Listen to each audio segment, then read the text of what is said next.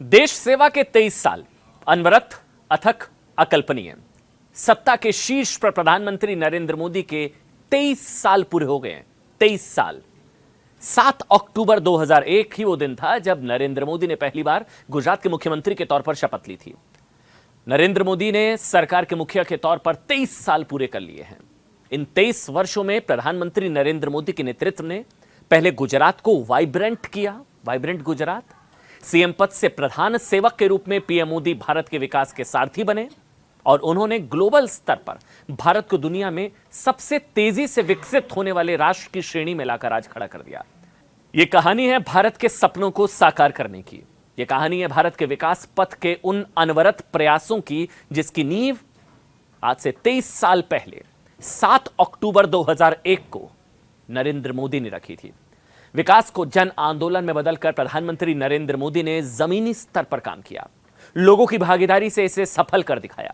गुजरात के मुख्यमंत्री के रूप में जब नरेंद्र मोदी ने पहली बार शपथ ली थी, उस वक्त गुजरात त्रासदियों के दौर से गुजर रहा था।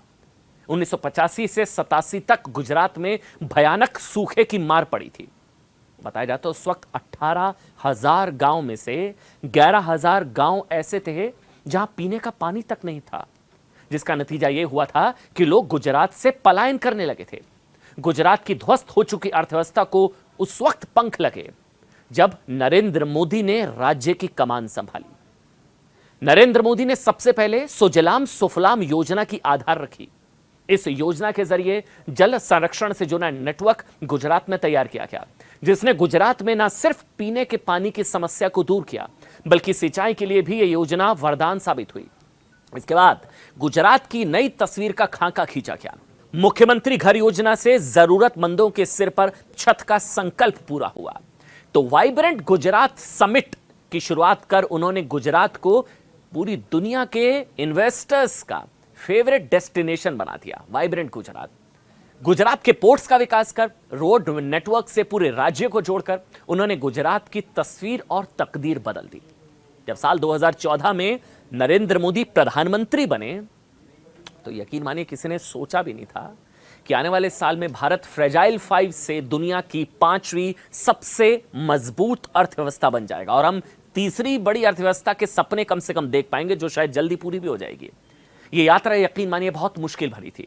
दुनिया में भारत के प्रति लोगों का भरोसा दोबारा कायम करना था, जीतना था। लेकिन पीएम मोदी ने अपने मेक इन इंडिया अभियान के जरिए भारत ने दुनिया भर में अपनी धाक जमाई। डिफेंस सेक्टर से वैक्सीन प्रोडक्शन तक नए नए रिकॉर्ड्स बनाए। मोबाइल मैन्युफैक्चरिंग में इतिहास रचने की तरफ आगे बढ़ा।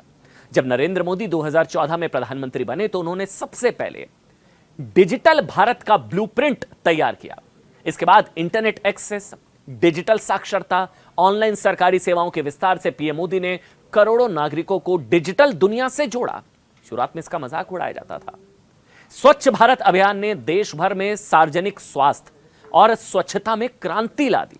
इस विशाल स्वच्छता अभियान ने 100 मिलियन से ज्यादा शौचालयों को सुलभ बनाया, गांव को खुले में शौच मुक्त घोषित किया, समग्र स्वास्थ्य में सुधार किया, खराब स्वच्छता से संबंधित बीमारियों को काफी हद तक कम कर दिया।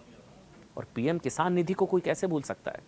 पीएम किसान सम्मान निधि के माध्यम से मोदी ने 11 करोड़ किसानों को सीधे खाते तक मदद पहुंचाई। कृषि में आत्मनिर्भर बनाने के लिए कई योजनाएं शुरू की।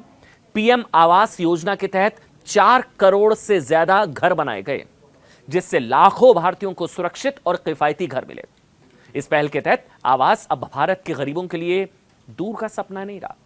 भारत में हेल्थ सेक्टर, स्वास्थ्य सेवा में आयुष्मान भारत योजना की शुरुआत एक क्रांतिकारी उसमें बदलाव लाया गया, जो दुनिया का सबसे बड़ा सरकार की तरफ से मेडिकल इंश्योरेंस का कार्यक्रम है, आयुष्मान भारत योजना, जिससे 50 करोड़ से ज्यादा नागरिकों को मुफ्त स्वास्थ्य बीमा मिलता है, 5 लाख का। आजादी के बाद ये पहली बार है जब स्वास्थ्य सेवा पर सार्वजनिक खर्च जेब से होने वाले खर्च से ज्यादा हो गए। मतलब आप समझ रहे हैं इस चीज को, जेब से होने वाले खर्च से ज्यादा सरकार का खर्च हो गया। ये पहली बार हुआ, जो लाखों गरीबों और मध्यम वर्गीय परिवारों के लिए भारी वित्तीय राहत का संकेत है। पहली बार भारत का फॉरेक्स रिजर्व 700 अरब डॉलर के पार पहुंच गया। 700 अरब डॉलर फॉरेक्स रिजर्व। ऐसा करने वाला भारत दुनिया का चौथा देश बन गया। मतलब इतना ज्यादा रिजर्व भारत के अलावा सिर्फ 3 और देशों के पास है दुनिया में।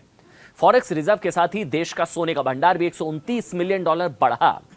मेक इन इंडिया के साथ मोदी ने भारत को मैन्युफैक्चरिंग हब में बदल दिया। आज भारत में बने आईफोन, खिलौने, मिसाइल एक्सपोर्ट हो रहे हैं। भारत दुनिया का उभरता ऑटोमोबाइल मार्केट बन रहा है। दुनिया की तमाम एजेंसियां कह रही हैं कि भारत दुनिया की सबसे बड़ी महाशक्ति बनने वाला है।